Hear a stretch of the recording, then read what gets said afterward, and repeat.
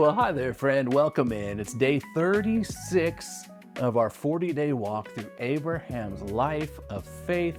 And today we continue the story of Abraham's servant and his unusual mission.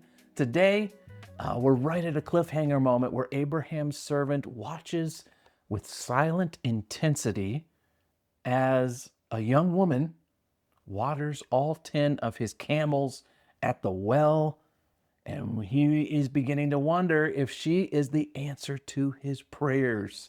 Oh, yeah, great moment today and a beautiful story. It's day 36 again. We're looking at Genesis 24, 22 through 33. First of all, don't you just love this story? I mean, from the standpoint of literature, this story, the whole Rebekah and Isaac kind of story arc here, is seen as one of the most beautiful examples of storytelling in ancient literature anywhere. It's greatness, isn't it? So just savor the moment and enjoy. So for me today, as I grab my highlighter and show you my green, yellow, reds here in a moment, I want to know what you're thinking too. So if you haven't already, hit pause here, read today's story, and then come back and I'll share my highlights with you today as well. So go ahead and hit pause now.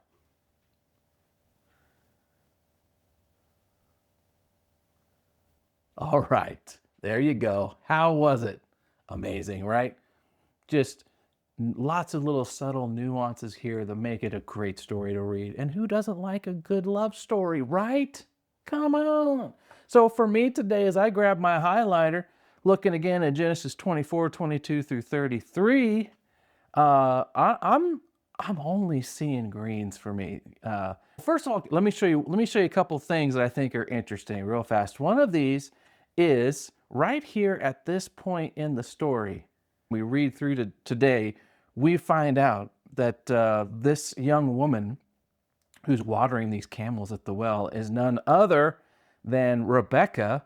But at this point in the story right here, okay, our man, Abraham's representative, his man, his emissary, doesn't know that.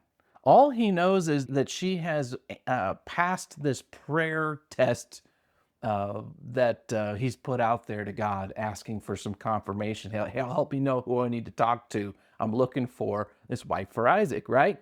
He doesn't know who she is. He just knows that she kind of answered the prayer. And so the real answer to the prayer comes in right here, where this is where the whole thing's confirmed, because he finds out she is, in fact, the granddaughter of Nahor, and that's Abraham's brother right there. You know Nahor, you recognize that name. So that's just cool. That's the moment where he realizes the prayer's answered, and his response is my green highlight for today. It's where the man here, the servant, the emissary, he bows low and worships the Lord, and I love that. Praise the Lord, the God of my master Abraham, he said. The Lord has shown unfailing love and faithfulness to my master. He's led me straight to my master's relatives. There's a couple of things I love here. One of my favorites is you can see how Abraham's legacy of faith, as imperfect as it has been, and we will see it's rather imperfect, as we've already seen and we'll see later on. But at the same time, he is passing on this legacy of faith. And how do we see that? Well, he's actually known to this man as the God of Abraham. Isn't that, we're used to seeing that because throughout the Old Testament, God is so often referred to as the God of Abraham and Isaac and Jacob, right? It's kind of almost like a mantra. It just is repeated often throughout the Old Testament. But don't let that rob you of the wonder here.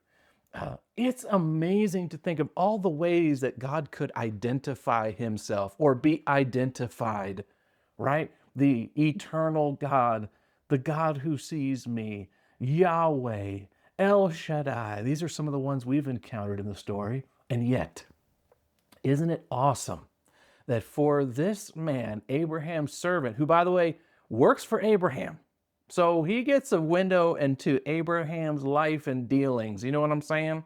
He sees how the sausage is made, if you will, and yet when he thinks of Yahweh, he thinks of his connection with Abraham, the Lord, the God of my master Abraham. I would like that to be true of me someday. Talk about passing on a legacy. Wouldn't it be amazing for my kids to think of God in terms of, that's the Lord, the God of my dad. You know what? We saw God and him have an incredible relationship, and it's marked how we think about God in a positive way. Wouldn't that be great? I just think that's amazing. So there's my green highlight for today. And then there's another one that's connected to it, is also this right here. Laban, who's quite a character. If you know the Old Testament, especially the book of Genesis, you recognize that name. He's something else. This is our first time to meet him. And he says here, come and stay with us. It's to the servant, right? You who are blessed by the Lord.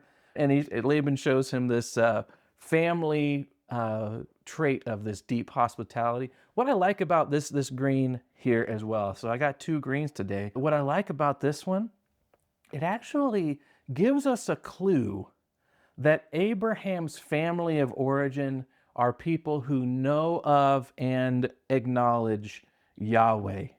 Because Laban says to the servant, you're blessed by the Lord, right? It's not the gods, it's the God, the creator God.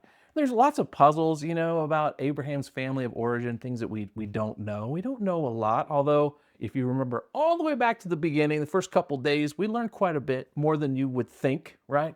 But it's always been a puzzle. Some people have thought, well, Abraham was this, pagan idol worshiper out there, and God comes to him one day, and it seems like these are little clues that tell us back in the homeland where Abraham's from, Laban is out here. He meets this servant from Abraham, and he says, you're blessed by Yahweh. I'm just saying, this is showing that at least some of Abraham's family is aware of and is worshiping the one true creator God. And who, by the way, this whole family line comes from Shem. He was the faithful son of Noah, right? And so I think it's just a clue that one of the reasons why Abraham maybe even wants his man to go back to Canaan and get a wife for Isaac from the family clan is that one of their distinctives, unlike the people of Canaan, who worship all kinds of other deities, Abraham's family of origin, they worship Yahweh. So I think that's just pretty cool. All right, so there are my highlights for today, my greens. Hey, drop yours here. Drop them in our Facebook group as well. And then maybe we'll get into some further interaction in our insights for today. We talk a little bit about the P word. And by that, I mean prayer. Always been a struggle for me. Today gives us some insights that can maybe help us. All right, so I'll see you in a little bit.